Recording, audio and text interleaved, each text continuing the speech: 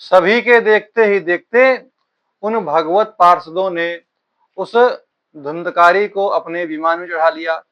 और जब भगवत पार्षद धुंधकारी को विमान में लेकर के जाने लगे तो उस समय श्री गोकर्ण जी ने पूछा कि अत्रैव बहवः सन्ति श्रोतारो मम निर्मलाः आनीतानि विमानानि न तेषां युगपत् कुतः।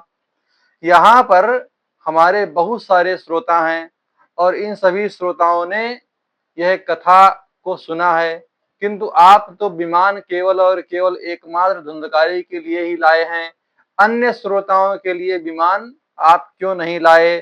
श्रवणम समभागेन सर्वेषां इह दृश्यते फलभेदः कुतो जातः प्रब्रवन्तु हरिप्रियाः। तो श्रवण तो सभी ने समान रूप से किया। जैसे कथा जब होती थी तो जितने श्रोता बैठे हैं आरंभ से लेकर अंत तक वह भी कथा सुनते थे, तो यह फल का भेद कैसे हो गया। तो भगवान के पार्षदों ने कहा कि श्रवणस्य विभेदेन फल भेदोत्र संस्थितः। श्रवण के भेद से फल में भेद हुआ। क्यों कि श्रवणम तो कृतम सर्वैः न तथा मननम कृतम। तो श्रवण तो सभी ने किया किंतु उसका मनन नहीं किया। और इस धुंधकारी ने तो बहुत ही स्थिर चित्त से कथा को श्रवण किया है। तो इसने तो 7 दिनों तक कुछ खाया पिया नहीं है, निराहार रह करके इसने श्रवण किया है। और श्रवण करने के उपरांत मनन और निधिध्यासन इसने सर्वदा किया है। इसके कारण इसका जो श्रवण है अन्य लोगों के अपेक्षा श्रेष्ठ है।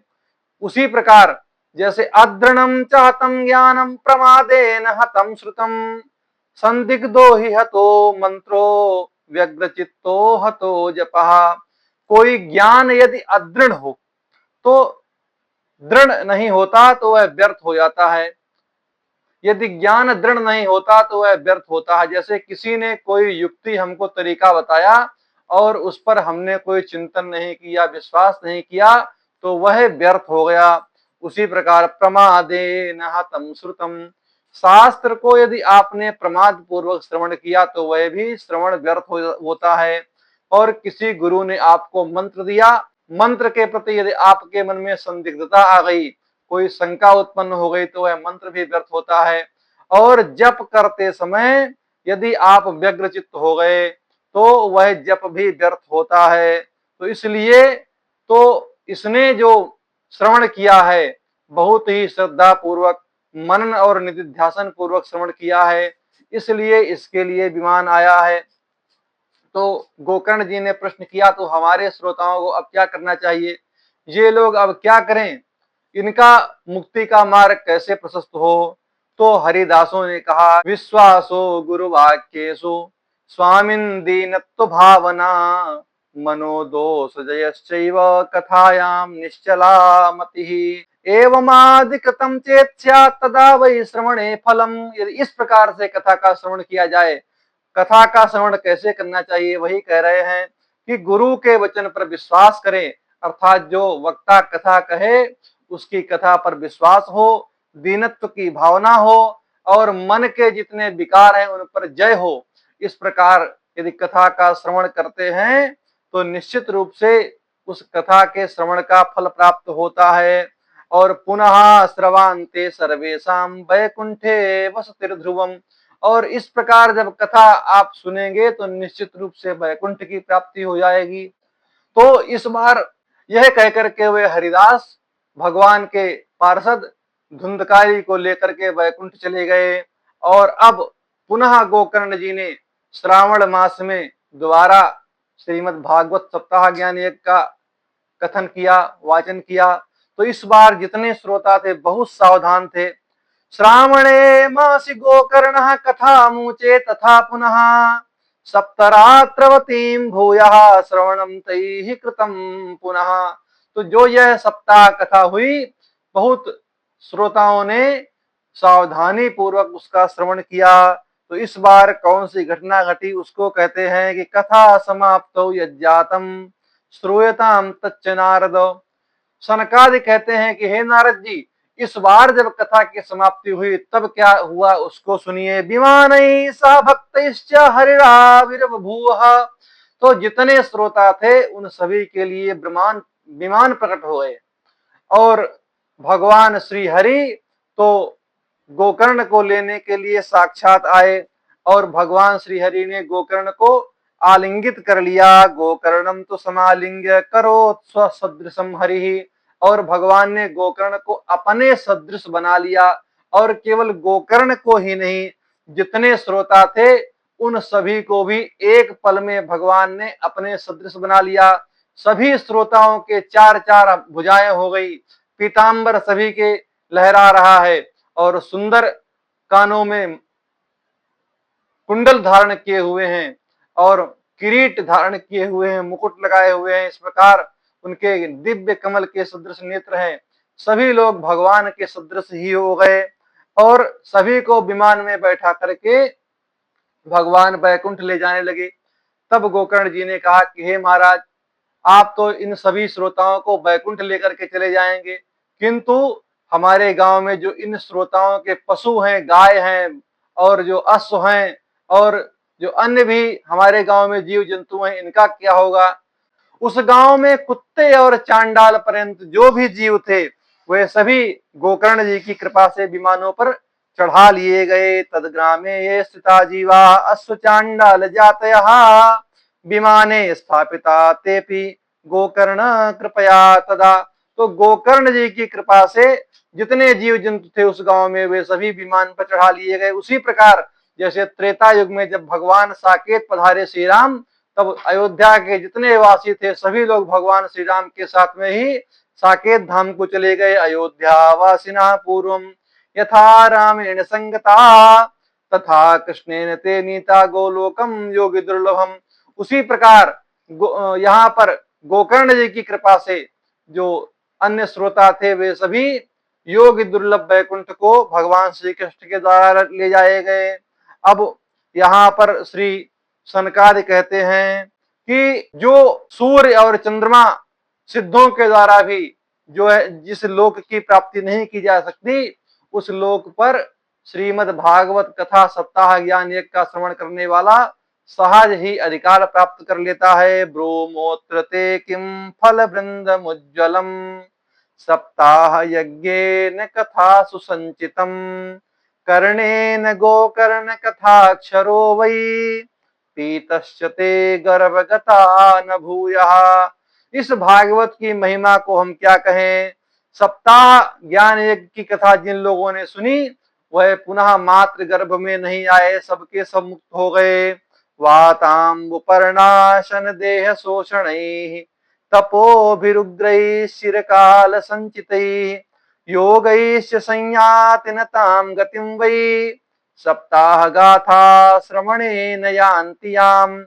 जल को पीकर अथवा वायु को पीकर अथवा पत्तों को खाकर देह को सुखाकर भी जिस लोकों की प्राप्ति नहीं की जा सकती, सहज रूप में श्रीमद् भागवत कथा के द्वारा वह लोक प्राप्त हो जाता है।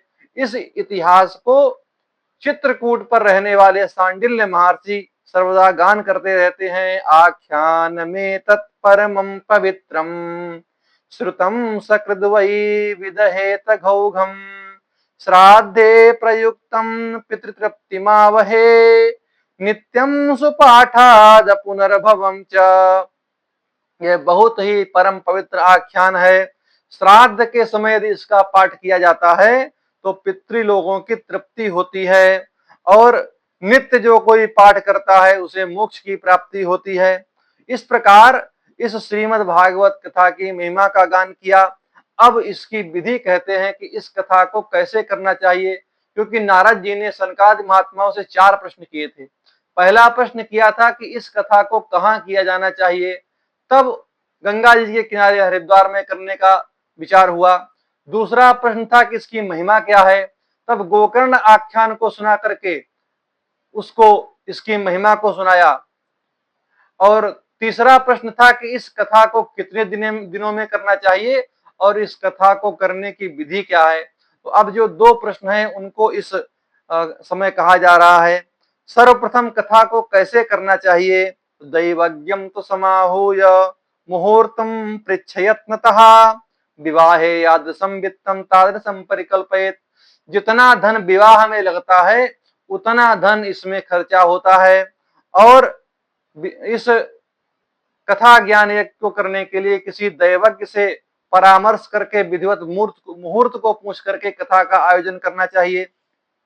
उसके बाद अच्छा होगा कि किसी तीर्थ में कथा करें, नहीं तो किसी वन में अथवा खुले मैदान में अथवा घर पर भी कथा को किया जा सकता है। घर पर भी कथा श्रेयस्कर होती है। और वक्ता का लक्षण बताते हुए कहते हैं कि वक्ता कैसा होना चाहिए, तो विरक्तो वैष्णवो विप्रो वेद शास्त्र विशुद्ध कृत दृष्टांत कुशलो धीरो वक्ता कार्योति निष्प्रिया। वक्ता जो है विरक्त हो, वैष्णव हो, वेद शास्त्र विशुद्ध कृत हो, ब्राह्मण हो, दृष्टांत कुशल हो, ऐसा वक्ता करना चाहिए। कोई कोई वक्ता ऐसे भी होते हैं कि सुबह जो है साईं बाबा की कथा गा रहे हैं, दोपहर में भीमराव कथा गा रहे हैं, और उसके बाद कोई अन्य कथाएं गा रहे हैं, बाद में आके भागवत भी गा रहे हैं। तो इस प्रकार के वक्ताओं का भागवत कथा में कभी भी ग्रहण नहीं करना चाहिए, चाहे वो कितने भी विद्वान हो। श्रीमद् भागवत में कहा गया है कि अनेक धर्म विभ्रांता स्त्रीणा पाखंडवादिनः सुख शास्त्र कथोच्चारे त्याज्यास्ते यदि पंडिता। अनेक धर्म में जो विभ्रांत हैं, स्त्रैण हैं अथवा पाखंडवादी हैं, तो ऐसे लोगों का भागवत कथा में बिल्कुल भी अधिकार नहीं है, उनसे कथा को सुनना नहीं चाहिए। और कथा के आरंभ में सर्वप्रथम विघ्न विनाश के लिए भगवान गणेश की पूजा करनी चाहिए। कथा विघ्न विघाताय गणनाथम प्रपूजयेत। और गणेश जी की पूजा करके पितृगणों का तर्पण करना चाहिए, प्रायश्चित करना चाहिए, एक मंडल बनाना चाहिए, उस पर भगवान श्री हरि की मूर्ति को स्थापित करके भगवान श्री हरि की षोडशोपचार पूजा करनी चाहिए। उसके बाद श्रीमद् भागवत का पूजन करना चाहिए। पुस्तक के आगे एक नारियल का फल रख करके श्रीमद् भागवत ग्रंथ का पूजन करना चाहिए और स्तुति करनी चाहिए। श्रीमद् भागवताख्योयम प्रत्यक्षः कृष्ण एव ही स्वीकृतोऽसि मया नाथ मुक्त्यर्थम भवसागरे। और प्रार्थना करनी चाहिए कि हे नाथ, भवसागर से छुटकारा पाने के लिए हमने आपका आश्रय लिया है। मनोरथो मदीयोयम सफलः सर्वथा त्वया निर्विघ्नेन एव कर्तव्यो दासो हम तव केशव। मैं आपका दास हूं और मेरा मनोरथ है कि मैं इस भवसागर से पार हो जाऊं। इस मेरे मनोरथ में कोई भी बाधा ना आए, इसलिए मैं आपकी शरण में हूं। मैं आपका दास हूं, हम पर कृपा करिए। इस प्रकार से श्रीमद् भागवत की पूजा करनी चाहिए। उसके बाद में जो वक्ता है उसकी पूजा करनी चाहिए। सुखदेव का स्वरूप मान करके वक्ता की पूजा करनी चाहिए और प्रार्थना करनी चाहिए। सुखरूप प्रबोधज्ञ सर्वशास्त्र विशारद एतत् कथा प्रकाशेन मदज्ञानम विनाशय। और 5 ब्राह्मणों का वर्ण करना चाहिए जो कि कथा में किसी प्रकार का विघ्न न आए, कथा भंग न हो, इसके लिए वह द्वार साक्षर मंत्र का जप करें। वर्णम पंच विप्राणाम कथा भंग निवृत्तये कर्तव्यम तैर्हरेर्जाप्यम द्वार साक्षर विद्या। तो वे ब्राह्मण 5 द्वार साक्षर मंत्र का जप करें। लोक वित्त धनागार पुत्र चिंताम विदुष्य च। लोक और धन पुत्र इत्यादि की चिंता का बिना त्याग किए जो लोग कथा श्रवण करते हैं, अर्थात सकाम भाव से नहीं, जो लोग निष्काम भाव से कथा का श्रवण करते हैं, उनको इस कथा का अनंत फल और उत्तम फल प्राप्त होता है। कथा कब से कब तक करनी चाहिए, तो इसके लिए कहते हैं कि आ सूर्योदय आरभ्य सार्ध प्रहरांतकम। प्रातः काल सूर्योदय से आरंभ करके 3:30 पहर तक कथा करनी चाहिए। और मध्याह्न काल में विश्राम करना चाहिए, भगवान का कीर्तन करना चाहिए और ध्यान रखना चाहिए कि कथा को केवल विशुद्ध कथा ही कहना चाहिए और उसमें व्यर्थ की बातें, इधर उधर की बातें, समाज में जो चल रही बातें, इस प्रकार की चर्चा बिल्कुल नहीं करनी चाहिए। केवल विशुद्ध मूल कथा का गान करना चाहिए। वाचनीया कथा सम्यक धीर कंठम सुधीमता। ब्राह्मण के द्वारा उस कथा का वाचन करवाना चाहिए। और अच्छा होगा कि कथा के समय जब तक कथा 7 दिनों तक चले तो निराहार होकर के कथा सुने, अथवा ऐसा कोई प्रयत्न करें जिसमें कथा में विघ्न न आए। भोजनम तो वरम मन्ये कथा श्रवण कारकम। नोपवासो वराह प्रोक्ता कथा विघ्न करो यदि। यदि निराहार रह करके कथा नहीं श्रवण कर सकते तो सबसे अच्छी बात है कि एक बार भोजन कर लीजिए और जिस प्रकार कथा में विघ्न न आए ऐसा उपाय करिए। तो कुछ चीजें ऐसी हैं, कुछ नियम है जिनका ध्यान रखना चाहिए। कामम क्रोधम मदम मानम मत्सरम लोभमेव च। काम क्रोध मद मोह मान मत्सर इत्यादि का त्याग कर देना चाहिए। दम्भम मोहम तथा द्वेषम दूर ये कथावृत्ति। तो कथावृत्ति को काम क्रोधादि जो दोष हैं इनसे सर्वदा दूर रहना चाहिए।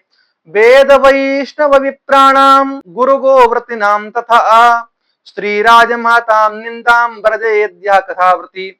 गो गाय ब्राह्मण वैष्णव इत्यादि गुरु इत्यादि की निंदा नहीं करनी चाहिए, राजा की निंदा नहीं करनी चाहिए, स्त्री की निंदा नहीं करनी चाहिए। जो लोग कथा श्रवण करें उनको किसी की भी निंदा नहीं करनी चाहिए, निंदा से बचना चाहिए। तो करना क्या चाहिए? सत्यम शौचम दया मौनम आर्जवम विनयम तथा उदार मानसम तद्वत देवम कुर्यात कथावृति। सर्वदा सत्य, पवित्रता, दया, मौन और सरलता विनय के साथ में बर्ताव करना चाहिए। दरिद्रश्च क्षयी रोगी निर्भाग्य पाप कर्मवान अनपत्यो मोह काम शृणुयाच कथामिमाम। जो दरिद्र हो, रोगी हो अथवा किसी प्रकार से पाप कर्मा हो, दुखी हो, उसे यह कथा सुननी चाहिए। अपुष्पाका वंध्या च वंध्या या च मृतार्भका सर्वोद्गर्भा च या नारी तया श्राव्या प्रयत्नता। जिसके पुत्र न हो रहे हो अथवा पुत्र होकर के मर गया हो अथवा उसका गर्भ ही नष्ट हो जाता हो तो ऐसी स्त्री को कथा सुनाने से वह पुत्रवती हो जाती है। इस प्रकार और कहते हैं कि कथा जब समाप्ति हो तो समाप्ति कैसे करनी चाहिए, उसका उद्यापन कैसे होना चाहिए। जन्माष्टमी व्रतमिव। जिस प्रकार जन्माष्टमी के व्रत का उद्यापन होता है उस प्रकार इस भागवत सप्ताह का उद्यापन करना चाहिए और पुस्तक की पूजा करनी चाहिए। ब्राह्मणों को भोजन कराना चाहिए, दक्षिणा देनी चाहिए। जो याचक आते हैं उनको अन्न और वस्त्र इत्यादि और धन इत्यादि देना चाहिए।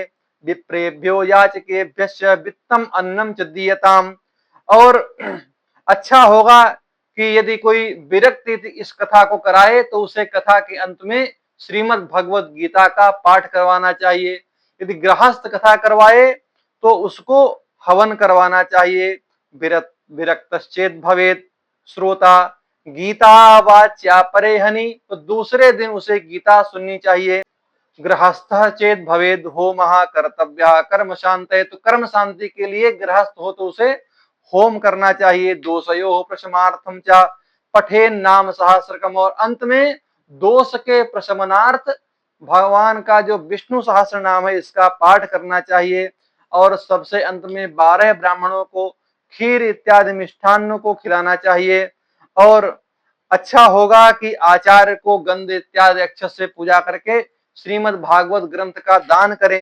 अब सनत कुमार जी कहते हैं कि नारद जी, जो श्रीमद् भागवत कथा की जो विधि थी वह हमने पूरी पूरी आपको सुना दी। और अब आप क्या श्रवण करना चाहते हैं? इस श्रीमद् भागवत ज्ञान यज्ञ से भोग और मोक्ष दोनों की प्राप्ति होती है। सूत जी कहते हैं कि महात्मानः प्रोचुर भागवतीम कथाम। इस प्रकार उन सनकादि महात्माओं ने श्रीमद् भागवत महापुराण की यह सप्ताह तक विधि पूर्वक पाप नाशिनी भागवत कथा का प्रवचन किया।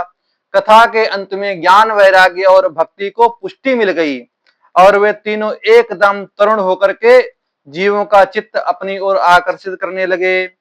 नारद जी ने कहा कि धन्योस्मि अनुग्रहीतोस्मि भवद्भिः करुणा परैः अद्य में भगवन लब्धः सर्व पाप हरो हरिः। मैं धन्य हो गया हूँ, अनुग्रह हो गया आपका, मैं कृतकृत्य हो गया हूँ।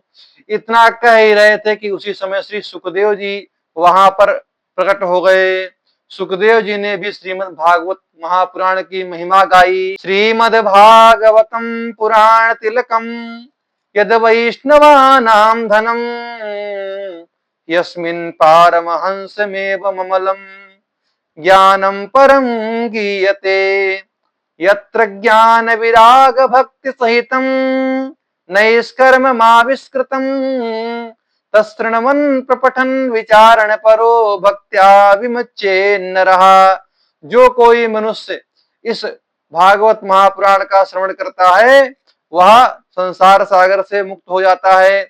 यह श्रीमद् भागवत महापुराण पुराण तिलक है और वैष्णवों का परम धन है और ज्ञान वैराग्य भक्ति के सहित इसमें निवृत्ति मार्ग का प्रकाशन किया गया है। स्वर्गे सत्ये च कैलासे वैकुंठे नास्ति अयम रसः अतः पिबन्तु सद्भाग्या मामा मुंचित करहिचित। ना ही यह सत्यलोक में प्राप्त होता है, ना ही स्वर्ग लोक में और ना ही कैलाश लोक में, यह तो इस भारत भूमि पर ही प्राप्त होता है। इसलिए अतः पिबन्तु सद्भाग्या मामा मुंचतु करहिचित, इसको आप लोग पीजिए, इससे दूर बिल्कुल न होइए। प्रकार से सुखदेव जी श्रीमद् भागवत की महिमा का गान कर ही रहे थे। उसी समय समस्त भक्तों के साथ में, प्रहलाद इत्यादि भक्तों के साथ में भगवान वहां पर प्रकट हो गए और भगवान को देख करके तो सभी श्रोता आनंदित हो गए और नृत्य गान की संकीर्तन आरंभ हो गया। प्रहलाद स्थालधारी तरलगतया चोद्धवा कांसधारी वीणाधारी सुररसी स्वर कुशलतया राग कर्तार्जुनो भूत इंद्रो वादीत मृदंगम जय जय सुकराः कीर्तने ते कुमारा यत्राग्रे भाव वक्ता सरसरचनया व्यास पुत्रो बभूव।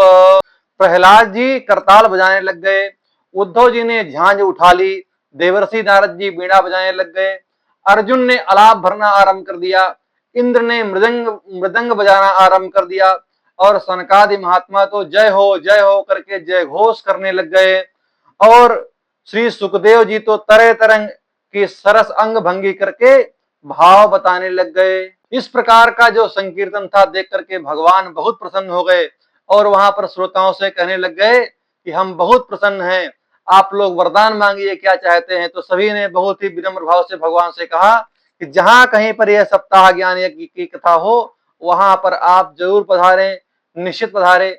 भगवान सभी को आशीर्वाद दे करके वहां से अंतर्धान हो गए। दारिद्र दुख जरदाहितानां माया पिशाची परिमर्दितानां संसार सिंधो परिपातितानां क्षेमाय वै भागवत प्रगरजति। जो लोग दुख की ज्वाला से जल रहे हैं और जिनको माया रूपी पिशाची ने रौंद दिया है और जो लोग संसार सागर में डूब रहे हैं उनके कल्याण के लिए यह श्रीमद् भागवत गर्जना कर रहा है। अब श्री शौनक जी ने प्रश्न किया कि हे सूत जी महाराज, आप हमको ये बताइए कि इस कथा को राजा परीक्षित को श्री सुखदेव जी ने कब कब सुनाया और धुंधकारी को यह कथा गोकर्ण जी ने कब सुनाई, और मुझे यह भी बताइए कि इस कथा को श्री नारद जी को सनकादि महात्माओं ने कब सुनाया।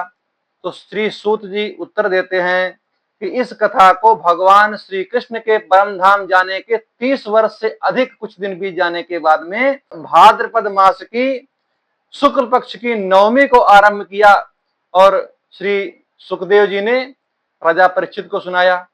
उसके बाद में कलयुग के 200 वर्ष बीत जाने के बाद में आषाढ़ मास की शुक्ल पक्ष की नवमी को आरंभ करके गोकर्ण जी ने यह कथा धुंधकारी को सुनाई और उसके बाद में कलयुग के 30 वर्ष बीत जाने के बाद में कार्तिक शुक्ल नवमी से यह कथा आरंभ की।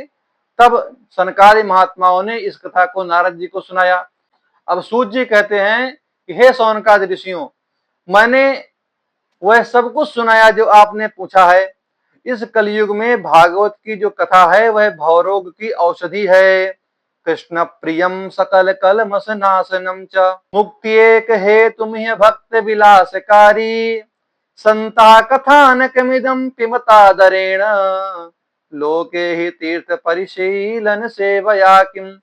श्री कृष्ण का ये जो कथामृत है यह सभी के लिए पान करने योग्य है और इस लोक और परलोक में आनंद देने वाला है और अन्य साधनों का विचार करने पर यह सभी से श्रेष्ठ है, मुक्ति का एकमात्र साधन है। और तीर्थ सेवन करने से क्या होगा, श्रीमद् भागवत कथा पान सर्व साधनों से श्रेष्ठ है। जब यमराज के जो दूत हैं किसी भगवत भक्त को पकड़ लेते हैं तो धीरे से यमराज जी उस अपने दूत के पास में जाते हैं और कान में कहते हैं कि इसको छोड़ दो, इसका स्वामी मैं नहीं हूं, इसके स्वामी तो भगवान नारायण हैं। स्वपुरुषमपि वीक्ष्य पाशहस्तम वदति यमः किल तस्य कर्णमूले परिहर भगवत कथा सुमत्तान प्रभुरहमन्य नृणाम न वैष्णवानाम। अपने दूत से यमराज कहते हैं कि इसको छोड़ो, यह वैष्णव है, इसका स्वामी मैं नहीं हूं। प्रभुरहमन्य नृणाम, मैं अन्य मनुष्यों का मालिक हूं, लेकिन इनके तो मालिक भगवान नारायण है। न वैष्णवानाम, मैं वैष्णवों का मालिक बिल्कुल नहीं हूं। असारे संसारे विषय विष संगा कुल धिया क्षणार्धम क्षेमार्धम पिबत सुख गाथा तुल सुधाम किमर्थम व्यर्थम भो ब्रजत कुपथे कुत्सित कथे परीक्षित साक्षी यह श्रवण गति मुक्त युक्त कथने। तो इसके साक्षी परीक्षित हैं, जिन्होंने सुना और मुक्ति को प्राप्त कर लिया। इसलिए असार संसार में विषय की वासनाओं का त्याग करके इस श्रीमद् भागवत कथा का क्षणार्धम क्षेमार्धम, एक क्षण अथवा आधे क्षण भी इसका पान करो। इधर उधर व्यर्थ की कथाओं में क्यों भटक रहे हो? किमर्थम व्यर्थम भो ब्रजत कुपथे कुत्सित कथे, यहाँ वहां की बातों को सुनकर के, इधर उधर का जो प्रसंग है उसको सुनकर के समय बिताने से कोई लाभ नहीं। इति च परम गुह्यम सर्व सिद्धांत सिद्धम सपद निगदितम ते शास्त्र पुंजम विलोक्य जगत सुख कथा तो निर्मलम नास्ति किंचित पिब पर सुख हेतु द्वादश स्कंद सारम। मैंने अनेक शास्त्रों को देख करके आपको यह परम रहस्य अभी सुनाया है, यह सभी सिद्धांतों का निचोड़ है। इस बात को श्री सूत जी सौनकादि महात्माओं से कह रहे हैं। एताम यो नियततया शृणोति भक्त्या यश्चैनम कथयति शुद्ध वैष्णवाग्रे तो सम्यक विधि करणात् फलम लभेते याथार्थ्यान नहीं भोने किमप्य साध्यम। जो नियमित इसका श्रवण करते हैं अथवा वैष्णवों के आगे कहते हैं तो वक्ता और श्रोता दोनों का परम कल्याण हो जाता है, और त्रिलोकी में इसके अलावा दूसरा कोई उत्तम श्रेष्ठ साधन नहीं है। बोले वृंदावन बिहारी लाल की जय।